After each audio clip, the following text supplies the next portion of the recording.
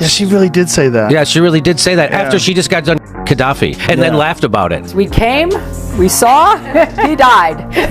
We came, we saw, he died. The fact that any human being would ever do that. By the way he died, that's some theory. I don't know how anybody can look at that and say that there wasn't aggressive violations of the law. What they basically did is they would take something that supported a Hillary Clinton campaign talking point and they would overemphasize it and exaggerate it. They took anything that actually contradicted that narrative and they buried it deep, and through that they actually laundered Hillary Clinton's presidential campaign talking points through the Joe Rogan and JD Vance didn't just challenge Hillary Clinton. They tore through her political facade with surgical precision and unflinching force. In a relentless onslaught, they ripped apart her scandals, mocked her hypocrisy, and dismantled the carefully polished image she had spent decades constructing. This wasn't casual commentary.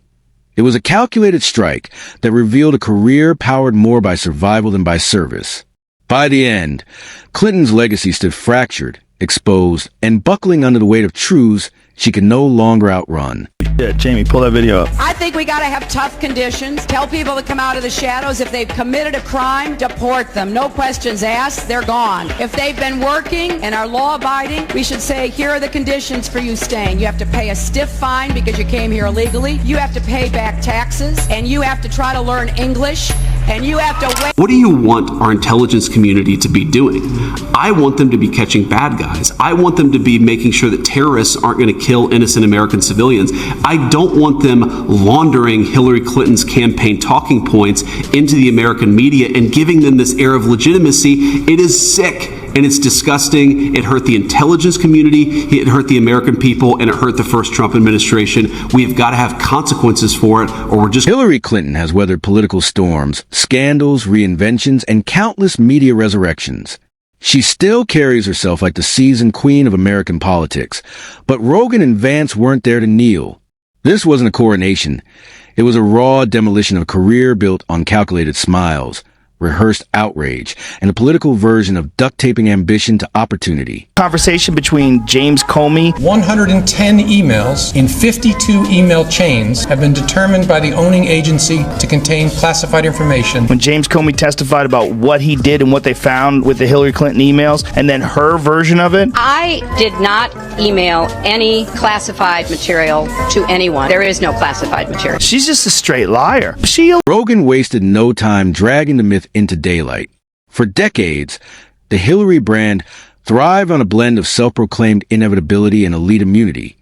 As the rules binding ordinary Americans never applied to her, she could preach transparency while sending classified emails from a server that sounded like it belonged in the back of a yoga studio. And even after media wrapped her in layers of revisionist history, Rogan reminded everyone that the stench of those old scandals still lingered, like cigarette smoke in a bargain motel. Doesn't mean that Hillary would have been a good choice either. She was a terrible choice. She's a corrupt politician, one of the most unlikable people that's ever run for office. They were trying to get people to be supporting her just because she's a woman. This is going to be her history. Women, ladies, I stand with her. So there's all these women that have this blind allegiance towards this career politician, completely full of shit. She's been full of shit. Then JD Vance stepped in, not with a slow burn of a policy wonk, but with the blunt clarity of someone who grew up spotting a con. To him, Hillary wasn't just a former First Lady or a two-time failed presidential candidate. She was a living embodiment of Washington's unspoken rule: insiders never truly lose. Sure, she missed the Oval Office, but she cashed in with speaking fees, foundation money, book deals, and endless cocktail parties where everyone pretends she's still relevant. Vance cut straight to the heart of it. If failure pays as well, why bother winning? We see JD Vance with Maria Bartiromo on Fox News Sunday. I have to say, Maria, I laugh at the Democrats who are now all of a sudden so interested in the Epstein files. We know that Jeffrey Epstein had a lot of connections with left-wing politicians and left-wing billionaires, and now President Trump has demanded full transparency. Rogan doubled down, arguing that Hillary's true political gift isn't policy or leadership. It's surviving her own controversies. From Whitewater to Benghazi to the Clinton Foundation's donor list, which reads like a VIP roster for international lobbyists, she's endured storms that would sink almost any other politician. Instead of going under, she turns every scandal into a networking event, Rogan likened her political survival instinct to that of an apex predator. Except instead of hunting prey, she hunts speaking opportunities. Like her, that was a lot of people's perspectives on Hillary Clinton. I'm pretty sure everyone loved her. I'm pretty sure she the won. most loved. She's cool. I just like I liked her. Who isn't? Yeah, Bernie Sanders. Okay, but did you vote for Bernie? He wasn't available to vote for. Did you vote in the... I didn't vote in the primary. Primaries, right. Yeah. But I had him on my podcast, and he was very sincere. Okay, cool. I've had my mom on my podcast. You want to flex? Vance didn't spare her on the cultural front either. He tore into Hillary's carefully staged Woman of the People act. The speeches, the wardrobes, the appearances that cost more than a small-town family's yearly rent. Every attempt at relatability had the same awkward vibe as a billionaire showing up to a backyard barbecue in a baseball cap, hoping no one notices a Rolex. It was political cosplay, and Vance wasn't buying a ticket. Rogan backed him up, dismantling her go-to, "I'm just like you" routine, the one she dusts off every few years when she needs a dose of public sympathy. Suddenly, she's baking cookies, sipping beer, and awkwardly dancing at rallies like a wedding guest there solely for the open bar. But when the camera is cut, she's right back to speaking fluent donor-class jargon and plotting her next calculated return to the spotlight. Rogan made it clear, the act only works on people who want to be... And then consider, just yesterday, one of the chief surrogates of of Kamala Harris's campaign is Hillary Clinton. And you know what Hillary Clinton said yesterday? She said that misinformation should be met with criminal penalties. That we ought to throw people in jail and silence them if they say something that Hillary Clinton disagrees. Vance then zoomed out, framing Hillary as a symbol of the bigger problem. The political recycling of the same faces in Washington, like bad sitcom reboots that nobody asked for. Every election cycle, the country is told it needs her wisdom, her experience, her steady hand, as though no younger leader could possibly manage without her shadow looming over the field. His point landed sharp. America's issue isn't a lack of new leadership. It's that the old guard refuses to leave the stage. Rogan called her hypocrisy an art form. Vance poured gasoline on that fire, pointing out she's mastered the Washington hustle. So well that even losing turns into winning. Lose an election? No problem. You get a best-selling memoir, a Netflix documentary, and a reserve seat at every policy roundtable still pretending you might make a comeback. Vance's punchline? In America, political failure isn't a dead end. It's just another career move.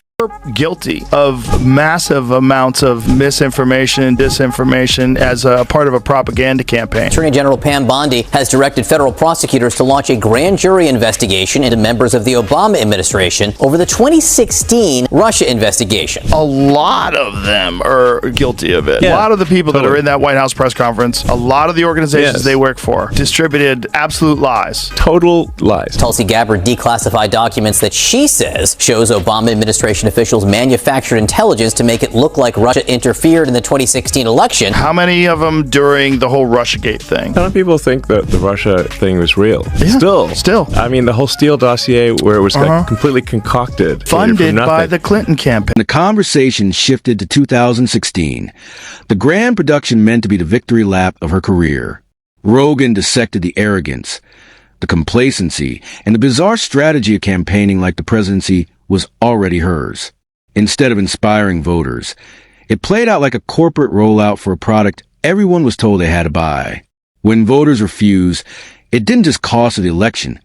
It blew up her carefully crafted myth of inevitability. Vance reminded everyone of the post, 2016 blame parade. Instead of honest self-reflection, Hillary's camp handed out excuses like Halloween candy. The media, the Russians, the FBI, misogyny, the Electoral College, maybe even Mercury in retrograde. Rogan drove it home. For all her talk of transparency, the Clinton Foundation operated with the kind of secrecy you'd expect from an offshore bank account. Was he? He's so nice. Like when I met charming. him, he is, and he's actually still kind of good looking. Like even for an older dude, yeah, why not? He's still so good looking, and she's just so miserable. Well, she's publicly humiliated, and she thought that her big retribution would become president. become president. Sure. And then that would be it. All water under the bridge. I'm a strong woman. I'm running this country. And then America was like, nah. Vance brought it back to the everyday American, the very people Hillary claims to represent. They don't have foundations backed by international donors. They don't have direct lines to global power brokers. They have bills, taxes, and jobs that don't come with six-figure speaking fees. Yet Hillary still delivers speeches on the struggles of working families, without even acknowledging how far removed her reality is from theirs. He closed with gut punch to her legacy. After all her years in public life, with all her influence and access to power, what exactly is a great Hillary Clinton achievement? Not the title she's held, but the tangible results she's delivered. It's the kind of question that hangs in the air like smoke after a fire, and the silence that follows says more than any answer could. And here's the thing. If you're willing, my friends, if you are willing to throw a person in jail because you disagree with what they say, then you're going to be willing to put a bullet in their head too. So the Democrats, I call on every leader in this country, not just tone down the rhetoric, but tone down the censorship. Let's have a debate with one another. That's what Americans do. Stop trying to silence people. By the time Rogan and Vance were done, Hillary Clinton wasn't the seasoned stateswoman she likes to portray. She was a living emblem of a political class that mistakes persistence for progress. Her career looked less like a record of service and more like a masterclass in survival. The portrait that emerged wasn't of a leader wronged by circumstance, but a political operator who never learned when to leave the stage, and probably never will. Rogan drilled down on the image gap, the canyon between the Hillary admired in Washington's inner circles and the one the rest of America sees. In D.C., she's a heavyweight with a Rolodex that could double as a map of global power.